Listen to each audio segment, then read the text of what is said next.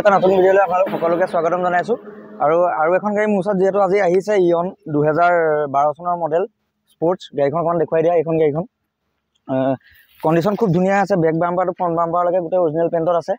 Sports হয়, air বেগো আছে ইয়াতে। কণ্ডিশ্যন খুব ধুনীয়া। গাড়ীখনত 360 ভিউটো অকণমান দেখুৱাই দিয়া। গোটেই গাড়ীত স্ক্ৰেচ বুলিবলৈ নাই, এটাও স্ক্ৰেচ নাই। আৰু 2012 model sports, air bag, music system, power window, AC গোটেইখিনি পাব। টায়াৰটো 50% ওপৰত টায়াৰ আছে। 50% নহয়, আচলতে 60% ওপৰত টায়াৰখিনি আছে। গাড়ীখন খুব ধুনীয়া হৈ আছে। আমাৰ যোৰহাট ৰেজিষ্ট্ৰেশ্যনৰ গাড়ী। আৰু ইয়াতে কোনোবাই যদি গাড়ী লওঁ বুলি ভাবিছে তেতিয়াহ'লে মোক কণ্টেক্ট কৰিব। ডেছক্ৰিপশ্যনত মোক কমেণ্ট বক্সত মেছেজ কৰিব পাৰে বা ইনবক্সত মেছেজ কৰিব। গাড়ীখন খুব ধুনীয়া হৈ আছে কণ্ডিশ্যন। আৰু কোনোবাই ৰিফাইনেন্স কৰোঁ বুলি ক'লে ৰিফাইনেন্স কৰিব পাৰিব। ৰিফাইনেন্সৰ সুবিধাটো অলৰেডি আছে। কোনোবাই যদি 20,000 পৰা ওপৰত 20,000 বা 30,000 টকা যদি ডাউন পে'মেণ্ট দিয়ে তেতিয়াহ'লে গোটেই বস্তুটো আপোনালোকে মোৰ লগত কণ্টেক্ট কৰি পেলাই কনচাল্ট কৰি ল'ব পাৰিব। কোনোবাই যদি 20,000 বা 30,000 ডাউন পে'মেণ্ট দিয়ে ৰিফাইনেন্সটো ইজিলি কৰিব পাৰিব।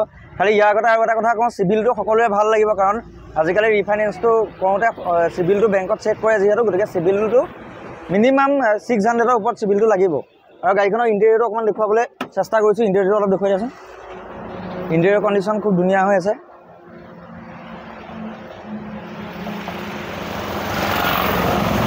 চিট কভাৰ লাগি আছে ধুনীয়া।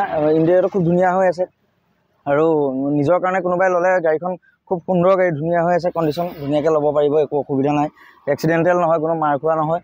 আৰু ভিডিঅ'টো আপোনালোকে যিমান পাৰে শ্বেয়াৰ কৰিব। আৰু টায়াৰো আপোনাৰ 60%ৰ ওপৰত আছে।